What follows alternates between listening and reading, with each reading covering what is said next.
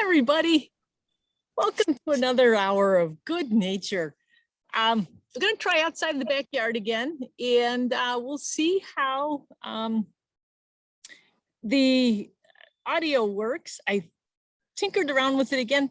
The bugs are a little bit quieter tonight because we've had quite a drop in temperatures. I think we're around, I don't know, 60 or so right now. Maybe a little bit warmer than that, but insect activity is always tied into temperature, and as things get cooler, their activity levels drop. So anyway, got lots to talk about. So hopefully there's some pleasant background sounds, and if not, well, I'll fill in as best I can with my own sounds. Let's go ahead and get tonight's program started.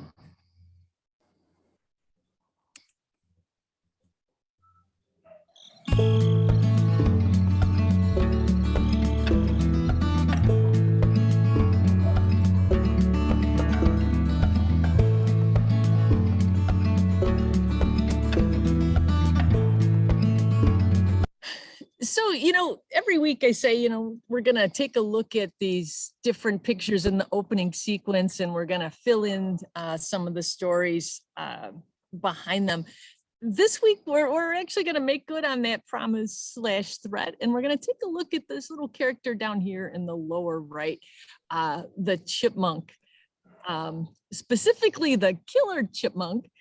If you look closely at what is in this little guy's paws, you'll notice it's not a nut, it's not a seed, it's a frog. And some of the other angles of this photo, we could tell that it's actually a green frog. And this was an occasion that happened out at Russell Woods Forest Preserve in DeKalb. These pictures were taken by my friend Peggy and sent. She actually witnessed this event a few years ago, right on the front step of the Russell Woods Environmental Education Center. She took these photos through the window of her office, and it sparked a great deal of conversation between she and I. And as it turns out, it sparked a lot of conversation amongst the general public too. When I wrote this column, and it's funny, rodents are one of those hot button topics. People either love them or hate them. And I've heard from a lot of people about their opinions on chipmunks. We'll get to that in just a little bit. But I also heard from the powers that be over at Kane County Connects that there's been over 8,000 hits on this article this week. So it definitely, I don't know, struck a chord, maybe struck a nerve with people, but A, it's a cute animal. B, it's a rodent, sometimes known to be rather destructive. And yeah, they do consume items other than plants. There was an article here. This is not new. This was, I believe, in the 1990s, but it took a look at the topic of squirrels as predators. And if we look at the larger squirrel family, this includes not only our tree squirrels, but also our ground squirrels, including chipmunks, groundhogs, and the 13-line ground squirrel. But within this article called Squirrels as Predators, they had a large chart listing all the different members of the Squirrelidae or squirrel family. And right here, the eastern chipmunk, which is what we have here in northern Illinois, they eat, conspecifics means they eat each other, as well as voles, swallows, starlings, snakes, frogs, salamanders, and the star-nosed mole. On the right in that column there, that lists the various articles from which this data was collected. And you can see some of it goes back, over 90 years. People have been looking at this phenomenon. I should also mention, it's not just squirrels, which we widely accept as herbivores. I remember learning about deer having a tendency to feed if they're browsing and they come upon a low tree or bush that has birds' nests in it. They'll, munch, they might consume some bird eggs along the way. They might consume some little nestlings along the way. They're not specifically hunting with deer. I think it's more just it's a opportunistic sort of thing. They're browsing and they happen to find some extra protein in their mouth. But with squirrels and the squirrel family, there's been instances even locally that have been documented. I got this email. This was from Bob and Kathy a few weeks ago. And this was a young mouse at one of their bird feeders. They were looking at it, I think, thinking how cute it was, when suddenly a chipmunk came on the patio, stopped right in its tracks, looked at the mouse, proceeded to jump on it and kill it. 5 witnesses to this act. It was especially for accomplished bird feeder watchers, as that family is, to see this sort of thing in action. And this mouse was probably venturing out and taking, some of its first early non-mom supplied meals, feeding there. Well, it didn't go in the mouse's favor that particular night. I also got this email from a gentleman who said, "Thank you for having the courage to shine a light on the darker side of chipmunks. I once saw a gray squirrel eating the carcass of another squirrel in the middle of winter. It was disturbing to look at. Nobody believed me. I hope people will finally realize what these critters are capable of." So yet another another viewpoint being expressed. And then there was this email that came in, and it actually had the subject line of zombie chipmunks. And this gentleman proceeded to describe what he says were 2 gruesome yet surprising sights. The first was seen from inside his house. This actually involved, and I'm a little hazy on this one. This could be something, I don't know if the chipmunk was to blame in this or not. He saw several robins jumping around, acting very agitated. They saw a chipmunk holding something feathery in its grasp. When he went in to investigate, the robins flew away, the chipmunk ran away, and there was a young robin severely injured. So I'm not sure when he says it was recently pushed from the nest and severely injured. I don't know if that means it fell and was injured, or if it was fledging and was intercepted by the chipmunk. Anyway, he said that they moved it into the plants so that it could be seen by the parents. When he went back to investigate later, he found the robin had been dragged back onto the patio. And we found that most of its head had been chewed off. About a week later, he said he was out again and he saw something furry on a path in his yard. It turns out it was a young squirrel, again, with its head missing. I love this part. He says, "I asked my 6-year-old grandson if he wanted to see it. He was fascinated, but wouldn't touch it. I tossed the squirrel into a hedge. Later, when his mother came home, he wanted to show her. We went to see the squirrel, but it was gone." Nearby, there were the 2 entrances to the chipmunk den. So he wraps up by saying, "We now fear and respect the zombie chipmunk. Some will not walk barefoot through our yard, fearing the loss of a toe, although it seems to prefer brains." So anyway, it's just, as much as we think we know about our local wild neighbors, there's always things that come across us as somewhat surprising. To them, it's just another day and another source of protein. But something to keep in mind when you see these cute little creatures bouncing through your yards. With that, we're going to ask the question, when is a pine cone not a pine cone? Well, that's when it's a pine cone gall growing on a willow tree. Miss Bonnie, I have to thank you for this inspiration. You had spotted one. In fact, Bonnie, risked life and limb, and I think got scolded when you saw this growing on some property that apparently no one, the owner did not want you to share in the delightful organism growing in his yard. But anyway, this is a photo of what Bonnie saw, similar to what Bonnie saw. This is a pinecone gall. These grow on different types of willow trees. We see this from time to time up at Otter Creek Bend. And as a gall, now galls are, they're a reaction that a plant has to various types of insects that when that insect lays an egg on that plant. Now, some creatures are very specific. The round galls that we're seeing right now on our goldenrods are caused by a type of wasp, although there is also an elliptical gall, fly. There's also an elliptical goldenrod gall that's caused by a moth.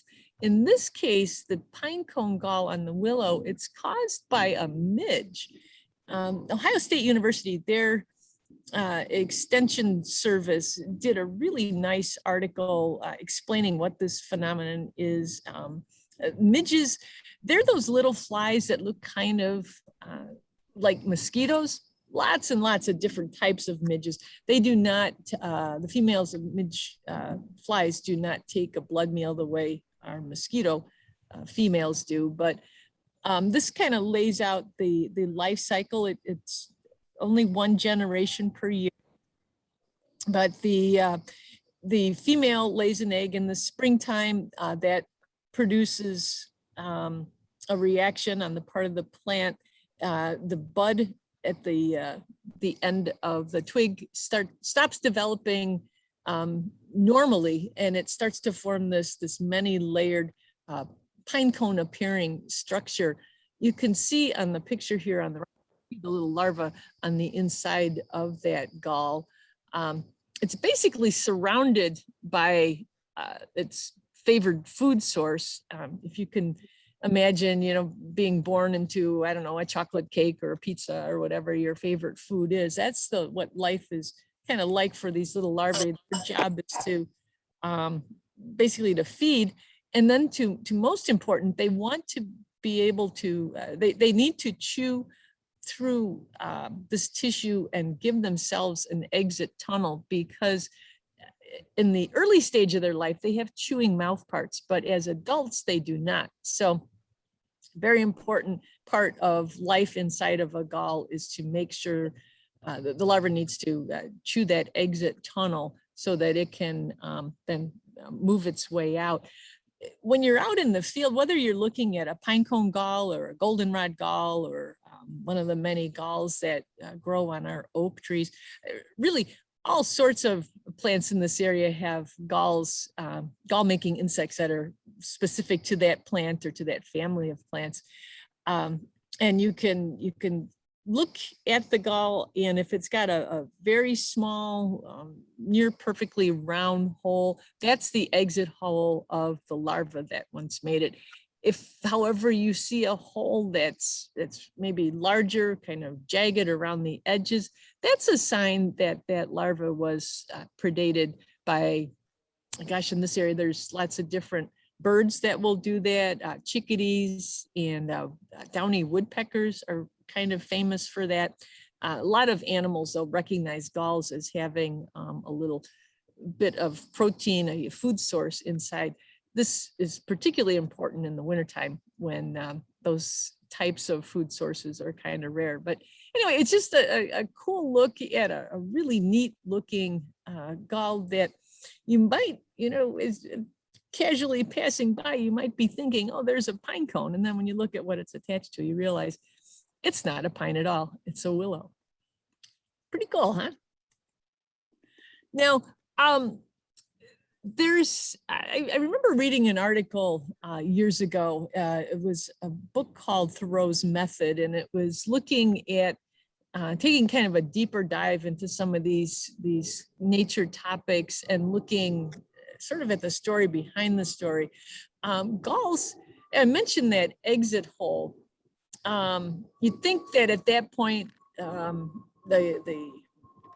after the gall making insect has left, the plant tissue goes into dormancy or dies back. You'd think, okay, that's the end of the story. Actually, there's lots of other creatures, very small creatures, tiny spiders, even things as small as bacteria and fungi that will feed, move into that hole and feed on the remnants of what's left behind by that larva. So because the gall making insect is through with the gall, it doesn't mean the gall itself is done. It's just can serve as a microcosm of the relationships that we have surrounding us, things that just get smaller and smaller and smaller. Absolutely fascinating. Think about that. Now as the leaves are starting to turn, it won't be long before they're dropping. This winter, I'm sure you'll be seeing, especially on our goldenrods, these the round galls that are made. Think about the many different forms of life that are connected with them. It's really cool. So, oh gosh, I forgot to move this box. Diane, you had sent these really neat pictures of this skipper moth, skipper butterfly from, I believe it was Maryland. And well, we've got some other pictures on the next page, but I wasn't able to identify this to a species, but it is in the family of grass skippers. And skippers, you know, we've talked about them before. They have this sort of, it's a very fast method of flight. It's very different from a lot of our butterflies in the area. Skippers are daytime flyers, and they just move almost kind of erratically. Look at the cool thing they can do with their wings. A lot of lepidopterans will have a small structure that connects their forewings to their hind wings. And in this group of skippers, that little structure is absent. So that could account for the way that the skipper moves.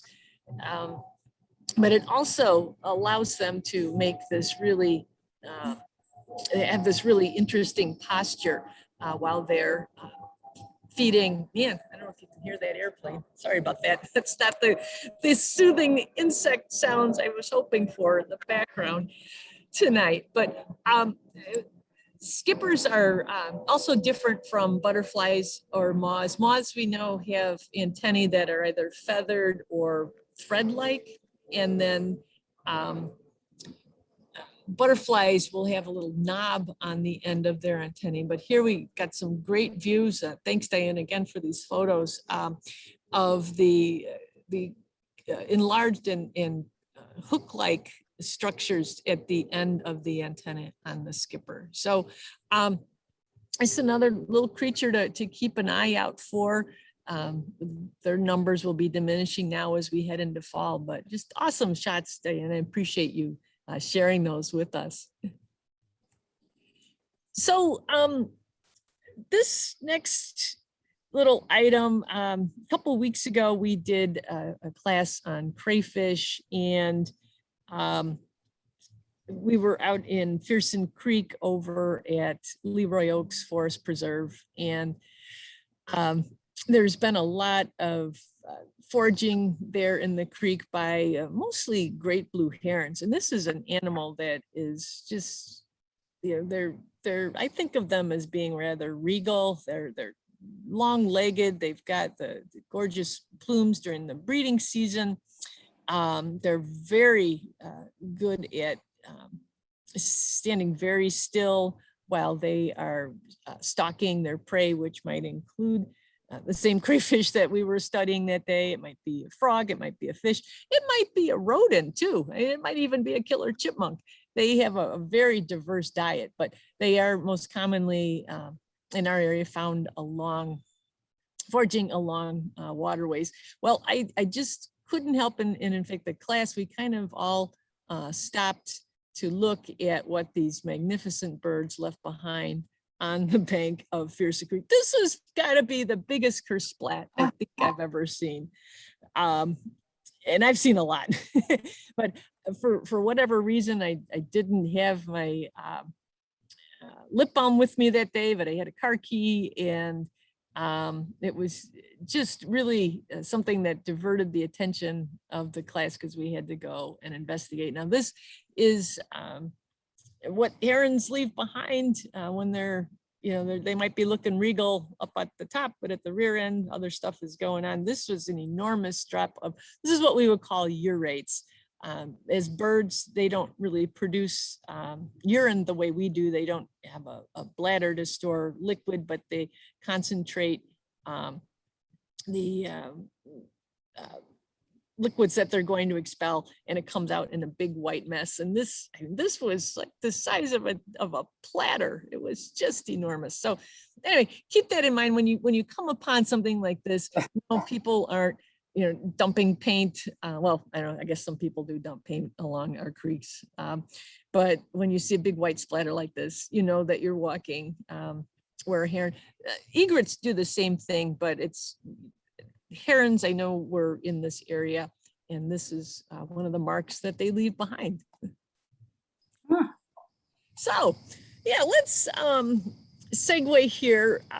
This was an email I'd received a couple of weeks ago, and I always like when people, I just, it makes me happy to know that when people are out walking, whether it's in their neighborhoods or if they're visiting this area and they come upon something that they're actually not only observing what's around them, but they're curious enough to ask who it is.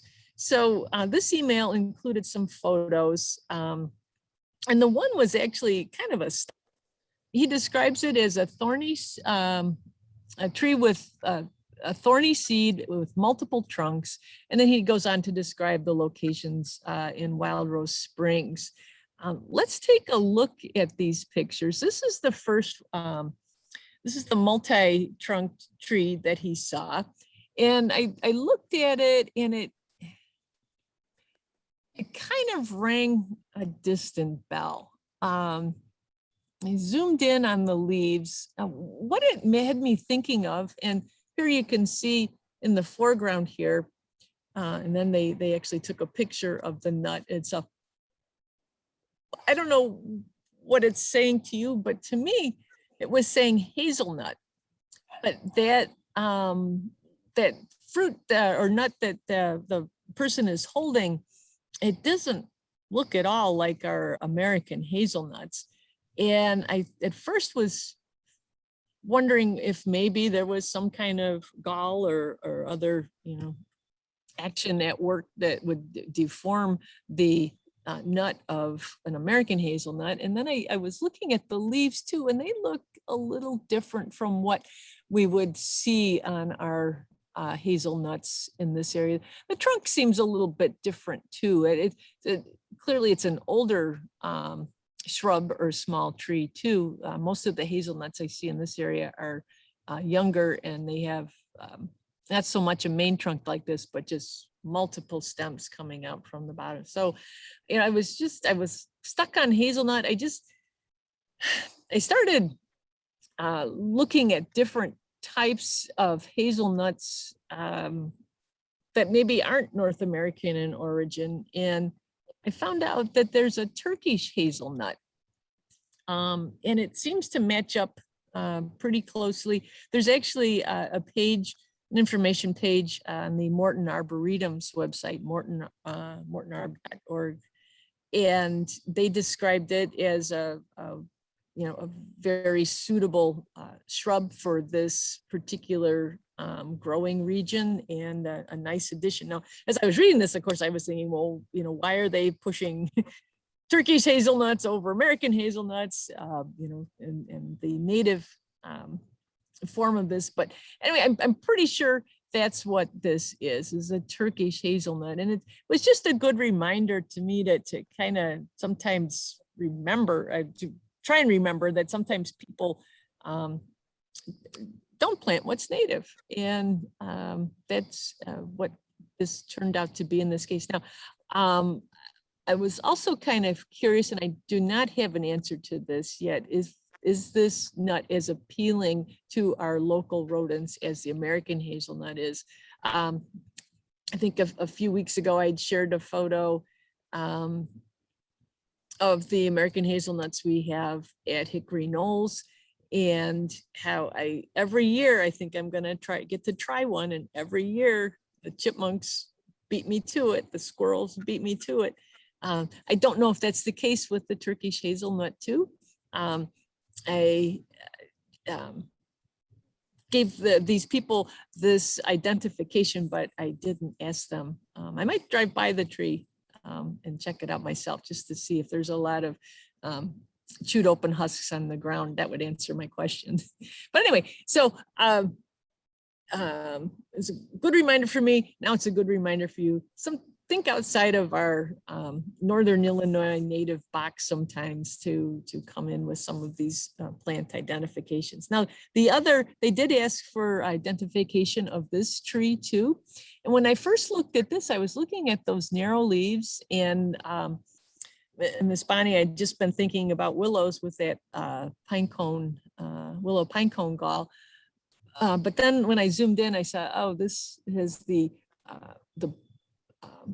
dark bark, the overlapping, what looks like burnt potato chips type of bark. This is a black cherry tree, which was confirmed by this small dry fruit. A black cherry soda is one of my favorites, but this black cherry,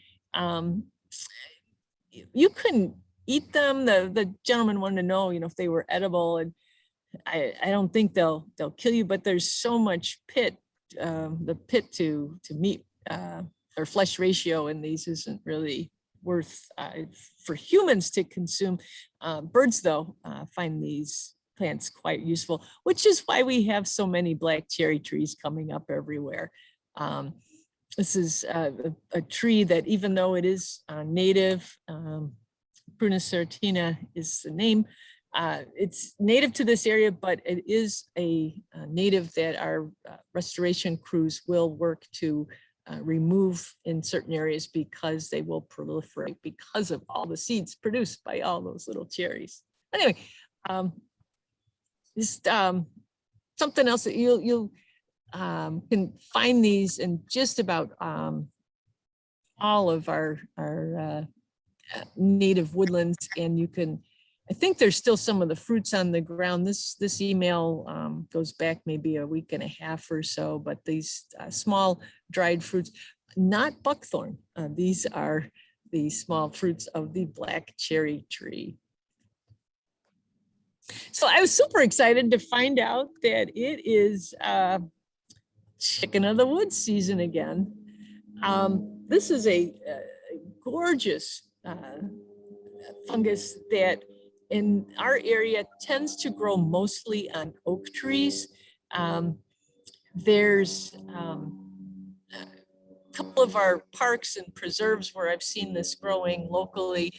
And it is not only beautiful, but it's also delicious. Now, this is where I have to give the obligatory, we're not supposed to collect and remove items from our parks and preserves, but it is perfectly legal to harvest mushrooms in our state park. So if you happen to be planning a trip, say over to Silver Springs, and you see some chicken of the woods growing, go for it. If you've got some land that has some oak trees that's sprouting this fungus, by all means, if you want to give it a try, go ahead. Now, there are some other mushrooms that can look like this, but one of them is not edible at all, the jack-o'-lantern fungus. But this, if all you need to do to make sure you're looking at chicken of the woods is to look underneath. And if you see pores instead of gills, then you know you've got the right fungus. You can also see too this growth habit of growing in layers on bark or on down logs. That's another giveaway. This is a fungus that you have to cook before you eat it. And also, if you've not tried it before, you might want to go slow. Take just a small portion. The easiest way to cook it is to saute it. And Ryan on our restoration crew, he and I are always comparing notes. This is his personal favorite. He says that the texture of chicken in the woods is actually very meaty and chicken-like. You can shred it as you would a chicken breast. Again, with that said, and you want to try it, start slowly, give yourself a couple of days, see how the old GI system processes it. And most important, if you do find some growing on conifers, you don't want to eat that because that's going to have some toxins that are really going to make you regret eating eating the chicken of the woods. Now, like I said, Ryan is a big fan of chicken in the woods. We've talked about this I think last year we talked about this one, hen of the woods. For a long time, these two terms kind of were mixed up in my head until I really started paying attention, finding them, and then eating them. Hen of the woods is named for the way the different layers of the fruiting body of the fungus kind of resemble the feathers of a big, if you can picture like the underside of the tail feathers of a big hen, then you can understand how this mushroom got its name.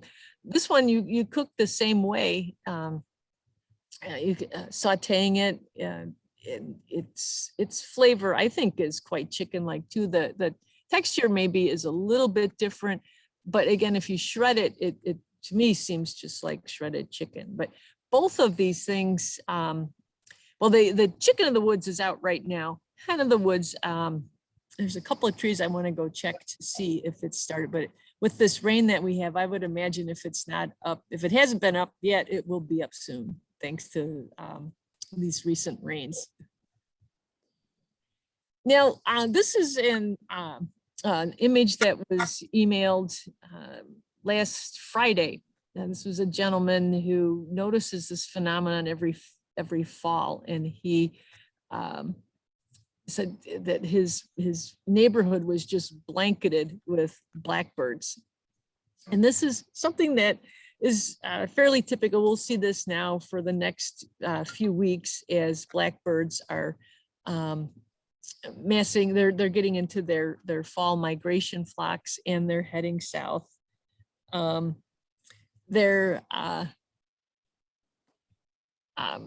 fun with these, you might look at it and you might think, oh, it's a bunch of grackles, or oh, it's a bunch of red-winged blackbirds. And those do account for the majority of what you see in these flocks. In fact, red-winged blackbirds, I think they are still our most numerous bird in North America.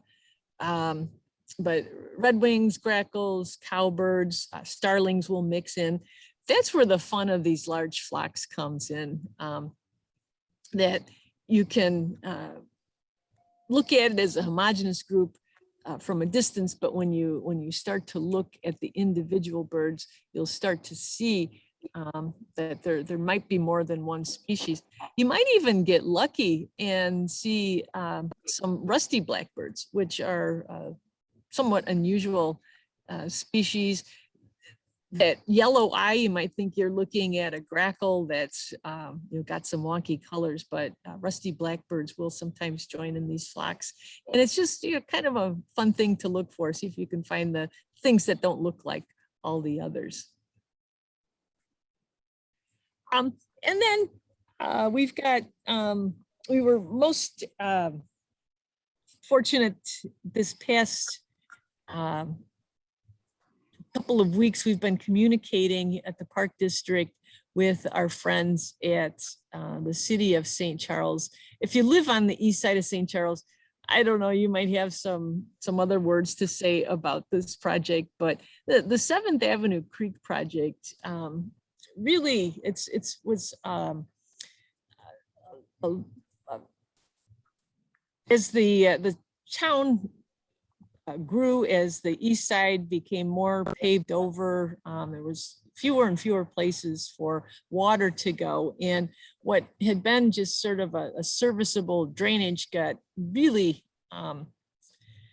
it was too small to handle the volume of water that was flowing through that area.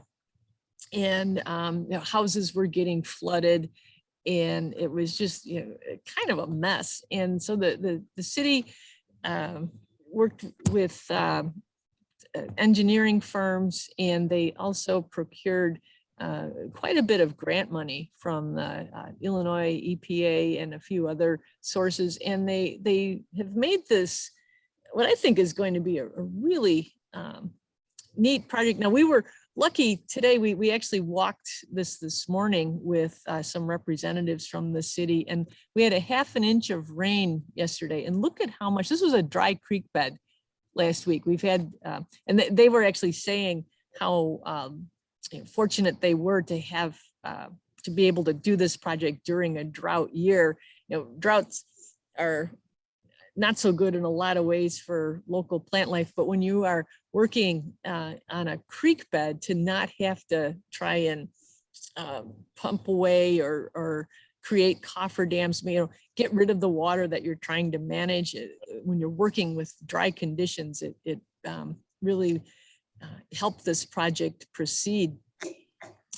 They've put some meanders in, and a natural stream will, it's water's nature as it flows to kind of curve back and forth. If you've ever been skiing, slaloming back and forth down a hill will help you manage your speed. It's the same way with water. Water, as it kind of slaloms back and forth, it will slow down. It will, less erosion will occur that way. The water will move. It'll get to where it needs to go, but it will do so in a much more meandering fashion. You can see that there are little riffles that have been placed along the way. This culvert area at the back of the photo, this is one of the older culverts. The new ones, I thought I took a picture, but then when I looked, I didn't. They're much, much larger, so it'll allow the water to move through when it needs to. But because it is primarily a drainage and not a natural stream, I would expect that the water levels it'll be a flashy creek. It'll either, it'll have a lot of water or it'll have a little water. Some of these pool areas may contain water in between rains, but what we're looking at now, that's straw that's been blown over seeded areas. They've put in a nice mixture of prairie grasses, and then there's flags throughout the air, little pink or orange flags that designate where trees are going to be planted. Down closer to the water, there will be species that kind of like a moisture growing area, like sycamores. And then higher up, on the bank there will be species like red oaks that will be planted. This location is right across from Lincoln School, and I know some of the students at Lincoln were kind of bothered by the fact that so many trees were cut down. This old drainage area was just lined with a lot of trees. There were some I guess what we would call nicer species. There were some oaks and things that had to come down, but there were also a lot of box elders and things like that were removed to make way for this project. But I'm excited now to see what the next phases will be. Coming in from the left over here is the drainage that comes through Delnor Woods, and it was kind of interesting. There was absolutely no water in that part, and I know we still have that beaver dam over there at Delnor, so interested to see how the beaver activity will affect water flowing through that Delnor Woods drainage. I'm also interested to see what the beavers, the muskrats, the mink, how long it will take for that level of life to move into this very new addition to the east side of St. Charles. Now, while we were standing and learning about this project, a red-tailed hawk, a mature red-tail, flew in and I think was kind of scanning the opportunities here. This is all brand new. I mean, this is just within the last week or so that this has gone. The straw has gone in. So I can't imagine there would be a whole lot in the way of rodents, voles, and things like that. But the wildlife is already checking it out. And I'd encourage you to check it out as well. So with that, we're going to wrap things up again a little bit early tonight. But I did want to give you a heads up for next week. We'll be looking, next week, this milkshake, milk snake comment will make a lot more sense. And I didn't get to check out the latest round of fluorescence. Mike, I went out, Mike had sent in an article that was in the New York Times, was it Wirecutter there? They were talking about how there's some wasps nests that fluoresce, and I want to check this out. I want to see if our local guys do that. The batteries in my black light have died. Clearly I didn't use it enough this summer, or maybe I used it too much this summer. But anyway, we're going to delay our fluorescence fun until next week. You don't know what else is going to come through the email bag, so promise some more surprises there. And we'll look forward to another gathering next week.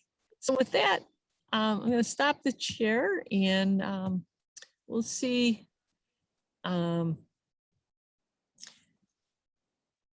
All right, yeah, so Diane, yeah,